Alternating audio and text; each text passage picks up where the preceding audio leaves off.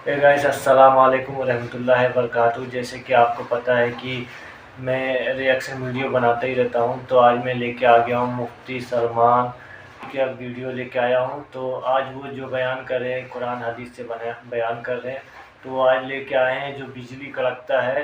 तो वो फरमाते हैं कि बिजली जो कड़कता है तो वो अल्लाह के फरिश्ते वो हाँकते हैं, तो उसी से कड़क आवाज़ आता है और जो बिजली चमकता है उसी से आता है। तो आज चलिए सुनते हैं उनका बयान और देखते हैं वो क्या बयान करते हैं। तो बने रहिए हमारी वीडियो में और दिखाते हैं मैं आपको कैसे वो बयान करते हैं। एक आयत आज हमने तिलावत की है सूरह राद में। सूरह राद जो है ये 13वें पारे में आई हुई सूरह है। इस सूरह के मुतालिक याद रख लीजिए, बड़ी फजीलत वाली सूरह है। और जब किसी के नज़ा का वक्त आ जाए और रूह निकलने में तकलीफ़ बढ़ जाती हो तो फरमाया गया कि उसके सिराने के पास सूरह राद की तिलावत करे, उसकी रूह आसानी से निकल जाए। यानी नज़ा में आसानी, सकरात के वक्त आसानी के लिए सूरह राद की तिलावत सिराने के पास की जाती है। ये 13वें पारे में मौजूद है। राद का मतलब है यानी बिजली, बिजली जो चमकती है, ये राद है, कड़क जिसको कहते हैं। ये क्या है? ये बिजलियां जो चमकती हैं इसके मुतालिक क्या है? बारिशों के मौसम में या दीगर मौसमों में आप देखते होंगे कभी आसमान पर इतनी तेज़ चमक पैदा होती है और फिर उसके बाद बहुत सख्त हैबतनाक आवाज़ें आती हैं, भड़ भड़ भड़ की आवाज़ें। ये क्या है? ये क्या है? इसके मुतालिक रिवायात में है कि फरिश्ते आसमानों को हाँकते रहते हैं अपने कोड़े से, और जब फरिश्ते कोड़ा मारते हैं, बात में है कि फरिश्ते जब कोड़ा मारते हैं आसमान पर तो ये बिजली की चमक पैदा होती है और उनके कोड़े की आवाज़ होती है जो पूरी दुनिया सुनती है। इस कदर हैबतनाक होती है। इससे आप अंदाज़ा करें वही कोड़ा क़यामत के दिन मुजरिमों को मारा जाएगा। आसमान को जब मारा जाता है तो इतनी तेज़ रोशनी पैदा होती है और अगर उससे आग गिर जाए तो नीचे जहाँ गिरे वो सब जलकर खाक हो जाए, और आवाज़ इतनी ख़तरनाक कि पूरा इलाका सुन लेता है। फिर क़यामत के दिन जब फरिश्ते कोड़े लगाएंगे, वही कोड़े हैं। हमारा जिस्म कैसे इस चीज़ को उठा सकेगा, बर्दाश्त कैसे कर सकेगा? बहरहाल एक आयत है इसमें सूरह राद में, उसकी तिलावत करनी चाहिए जब भी बिजलियाँ गरजती हैं। वयुसब्बिहु अर्रअदु बिहम्दिही वल मलाइकतु मिन खीफतिही वयुरसिलु सवाइक़ फयुसीबु बिहा मन यशा वहुम युजादिलूना फिल्लाहि वहुव शदीदुल मिहाल। अल्लाह फरमाता है ये कड़क अल्लाह की तस्बीह बयान करती है, इसको पढ़ना चाहिए, उसके हम्द की। और फरिश्ते खौफ खाते हैं, डरे हुए होते हैं। और अल्लाह फरमाता है ये बिजलियाँ अल्लाह छोड़ देता है, जिसे चाहे जा कर के लग जाती हैं। यानी ये करंट जो चलता है बिजली कोड़े मारने के बाद, ये दुनिया में कहीं ना कहीं गिरती है और जिसको चाहे वो बिजलियाँ जलाकर खाक कर देती हैं। अल्लाह तबारक व तआला ने उसका जिक्र इस सूरह में बयान फरमाया। इसी सूरह में एक आयत है, अल्लाह फरमाता है इन्नल्लाह ला युगय्यिरु मा बिकौमिन हत्ता युगय्यिरु मा बिअनफुसिहिम। बेशक अल्लाह ताला उस वक्त तक किसी कौम की हालत नहीं बदलता जब तक वो कौम खुद अपनी हालत बदलने की फिक्र ना करे। क़ुव्वते फ़िक्र अमल पहले फना होती है जब किसी कौम की शौकत पे ज़वाल आता है। सच कहा है, सोचने समझने और बदलने की ताकत जब ख़त्म हो जाती है आदमी की, तब वो ज़वाल पजीर होता है, गिरने लगता है। जिसको ये फ़िक्र है कि मुझे बदलना है, अल्लाह ताला की तरफ से उसके लिए दरवाजे और खोले जाते हैं। कुछ लोग ये सोचते हैं यहाँ बैठ करके मैं मुत्तकी बन जाऊँ, मैं बैठ करके अल्लाह का वली बन जाऊँ, मैं कुछ काम ना करूँ और मुझे हर गुनाह से बचने की आदत हो जाना चाहिए। ऐसा कैसे होगा? तुम्हें शुगर से भी बचना है और बीपी से भी बचना है, लेकिन रोज़ 1 किलो शक्कर भी खाते हो, 1 किलो नमक भी खाते हो। कैसे होगा? तुम्हारा खुद का अमल, तुम्हारी कोशिश जब तक ना होगी, अल्लाह ताला फरमाता है हम नहीं बदलेंगे उनकी हालतों को। और जब तुम बदलना चाहोगे तो अल्लाह कैसे बदलता है पता है? अल्लाह अकबर, हदीस कुदसी है, अगर तुम एक बालिश बढ़ कर के आओगे, अल्लाह फरमाता है 10 कदम बढ़ कर के तुझे ले लेगा। अल्लाह की रहमत 10 कदम आगे बढ़कर तुझे ले लेगी। तुम चल करके आओगे तो उसकी रहमत दौड़ करके ले लेगी। लेकिन शर्त है कि तुम बदलना चाहो। तुमने अगर जिस दिन ये इरादा कर लिया, अज़्म कर लिया, अल्लाह की तरफ से मज़ीद दरवाजे खोले जाते हैं। लोग ये कहते हैं ना तौबा करने के बाद भी फिर वही होता है, छूटता नहीं। मसला तौबा का ये नहीं है कि गाल पे थप्पड़ मार लेना। तौबा का ये है अज़्म करना, पक्का इरादा करना और अल्लाह से यूँ अर्ज़ करना कि तेरा वादा है کہ جو بدلنا چاہے، جو بڑھنا چاہے تو اسے بدل دے گا.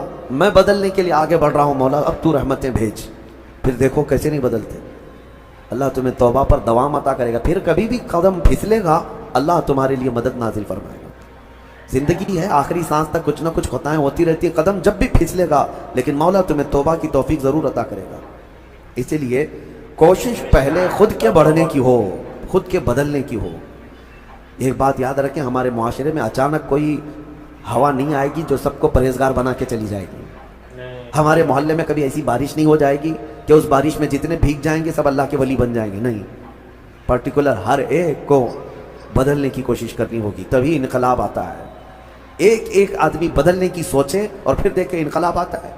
ریولیوشن یوں ہی آتا ہے، لوگوں کی چینجنگ سے آتا ہے. میں آپ کو بتاؤں، بدلنا چاہے تو اللہ تعالیٰ کیسے بدلتا ہے. آپ نے سنا ہے بشر حافی کے متعلق، بغداد میں شراب کا کام کرتے تھے، شراب کا کاروبار تھا. ایک بار انہوں نے ایک تحریر جس میں بسم اللہ لکھی ہوئی تھی، وہ زمین پر کیچڑ میں گری ہوئی تحریر کو اٹھا کر چوم لیا اور گھر پہ لا کر اوپر رکھ دیا. اللہ کو یہ ادا پسند آئی. اور اس کے بعد اس زمانے میں موجود ایک بزرگ کے خواب میں میرے آقا صلی اللہ علیہ وسلم تشریف لائے اور کہا جاؤ بشر کو اللہ کا سلام پہنچاؤ، جبکہ وہ شراب کا اڈا چلاتے تھے.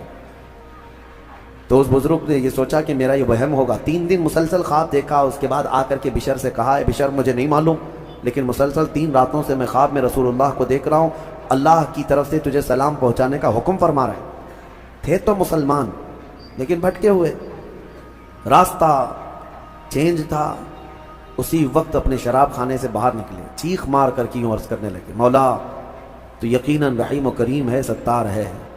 ایک بسم اللہ کے ٹکڑے کی میں نے عظمت کی اور تو رب العالمین مجھے سلام بھیجتا ہے. لیکن اتنا ہی نہیں کہ ایک سلام آیا اور پھر اس کے بعد اپنا دھندا چلتا رہا. بشر حافی نے عزم کر لیا تھا، ارادہ کر لیا تھا کہ پلٹ کر کے میں اپنے اڈے کو دیکھوں گا نہیں. وہاں سے جو نکلے ننگے پیر نکلے اور زندگی بھر ننگے پیر ہی چلتے رہے. پھر چپل پہنے ہی نہیں، کیونکہ چپل چھوڑ کر کے باہر آئے تھے اس بزرگ سے ملنے کے لیے، اسی حالت میں نکل آئے. تو جب کسی کا پکا ارادہ ہوتا ہے تو اب اللہ تعالیٰ نے ان کے لیے ایسے دروازے کھولے، اللہ اکبر. وہ بغداد کے قطبوں میں شمار ہوئے ہیں، قطب الاقطاب تھے، اللہ کے ولیوں میں تھے. اور حد تو یہ ہے کہ ایک بزرگ نے دیکھا بغداد میں ایک کتے نے راستے پر پیشاب کیا ہے، پخانہ کیا شہر کے راستے پہ. اس بزرگ نے فرمایا جاؤ دیکھو آج بشر حافی کا انتقال ہو گیا ہوگا. تو لوگ جا کر کے معلوم کیے تو صحیح میں اسی دن حضرت بشر حافی کا انتقال ہوا تھا. اس بزرگ سے پوچھا کہ آپ کو کیسے خبر ہوئی؟ کہا کہ جب تک بشر حافی زندہ تھے پورے بغداد کے کسی راستے پر کوئی جانور پیشاب و پخانہ نہیں کرتا تھا، اس لیے کہ وہ ننگے پیر چلا کرتے تھے. اللہ نے ہر راستے کو ان کے لیے پاک کر رکھا تھا. یہ ہے رحمت الہی. جب بدلنا چاہے بندہ، مولا اس کے پیروں کو بھی چلنے کے لیے پاک راستے عطا کرتا ہے. میرے عزیزو، اسی لیے اعلیٰ حضرت نے ترجمہ بھی کیا اہدنا الصراط المستقیم کا. کیا اللہ تو سیدھا راستہ دکھا، نہیں چلا، کیونکہ اب میں چلنے کی کوشش کر رہا ہوں، میں آ گیا ہوں، نماز میں آیا ہوں، یہ سیدھا راستہ ہی تو ہے، لیکن اب آگے اے مولا تو چلا. جس کی بھی یہ دعا قبول ہوئی مولا کریم اس کو آخری سانس تک ہدایت پر رکھے گا، چلائے گا. لیکن میرے عزیز بنیاد یہی ہے. قرآن کی یہ آیت ہمیں بتاتی ہے تمہاری طرف سے شروعات ہو، پھر اللہ کریم کی طرف سے رحمتیں کھل جائیں گی. گھر میں بیٹھ کر کے صرف لوگ جو آسان نسخے چاہتے ہیں، واٹس ایپ میں دیکھو ابھی وظیفے بھرے ہوئے ہوں گے، ہر جگہ سے انسٹا میں واٹس ایپ میں اتنے وظیفے آتے ہیں جو اللہ کے ولی بنا دیں گے 2 گھنٹے کے اندر. یہ پڑھنے سے وہ ہو جائے گا، وہ پڑھنے سے یہ ہو جائے گا. دوسروں کا مال کھاتے رہو اور وظیفے کرتے رہو، لوگوں کو ٹوپی ڈالتے رہو اور یہاں 100 وظیفے پڑھتے رہو. ان وظیفوں کا اثر نہیں ہوگا. تمہارے اندر سے تبدیلی ہو. حرام کھا کر کے تم 1000 بار بھی پڑھتے رہو تو تمہاری زبان سے کوئی جملہ آسمان تک نہیں جائے گا. تمہیں ان تمام چیزوں کو چھوڑ کر کے پھر دیکھو. آپ کو پتہ ہے محبوب الہی رحمۃ اللہ علیہ کے پاس ایک شخص آیا، کہا میری بیٹی کی شادی ہونی ہے، کچھ دے دیجئے. انہوں نے کہا جا باہر کچھ ڈھیلے پڑے ہوں تو لے آؤ. وہ 3 ڈھیلے لے آیا. آپ نے کچھ پڑھ کر کے دم کیا، لے جا اس کو. اس نے دیکھا ڈھیلے دیے لیکن باہر آ کر دیکھا تو وہ سونے کے تھے. اس کو لے جا کر کے اس نے اپنی بیٹیوں کی شادی کی. کافی قیمت والے تھے اس وقت سونے کے ڈھیلے، لیکن محبوب الہی نے 3 بار قل اللہ احد ہی پڑھا تھا. بس صرف 3 بار قل اللہ احد کا سورہ پڑھ کر کے دم کر کے دے دیا تھا، لے گا. اب اس نے بیٹیوں کی شادی تو کی لیکن نسخہ تو ہاتھ میں آ گیا تھا نا. گھر میں بہت سارے ڈھیلے جمع کر لیا. بہت سارے پتھر اور اینٹ بھی لا کر کے بیٹھا اور رات میں قل هو اللہ احد پڑھنے لگے. 3 بار تو چھوڑو 100 بار ہو گئے, آنکھ کھول کھول کر کے دیکھتا تھا, وہ ڈھیلا ڈھیلا ہی تھا, بدلتا ہی نہیں تھا. 1000 بار ہو گیا سورہ اخلاص, 1000 بار کے بعد بھی وہ ڈھیلے ویسے ہی رہے. وہ دوسرے دن اٹھ کر کے آیا, سوچا کہ پتہ نہیں اور کیا پڑھے تھے. پوچھا محبوب الہی سے کہ آپ کیا پڑھ کر کے مجھے دیے تھے؟ کہا 3 بار قل هو اللہ احد کا سورہ پڑھ کے دیا تھا. کہا میں 1000 بار پڑھا, ابھی بھی ڈھیلا ہی ہے. تب آپ نے فرمایا تھا تیری زبان اور ہے, میری زبان اور ہے. اللہ کریم اس کے ان بندوں کی ہر بات کی لاج رکھتا ہے جو اس کے لیے بدل جاتے ہیں, اس کے لیے چھوڑ دیتے ہیں ہر چیزیں.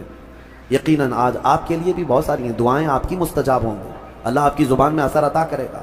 اس کے لیے کچھ چیزیں چھوڑنے کی کوشش کرو. اس کے لیے کچھ نہیں بلکہ بہت ساری چیزیں چھوڑنا ہے. حرام چھوڑنا, میں آپ کو بتاؤں, یہ تو مسلمان کے لیے فرض ہے.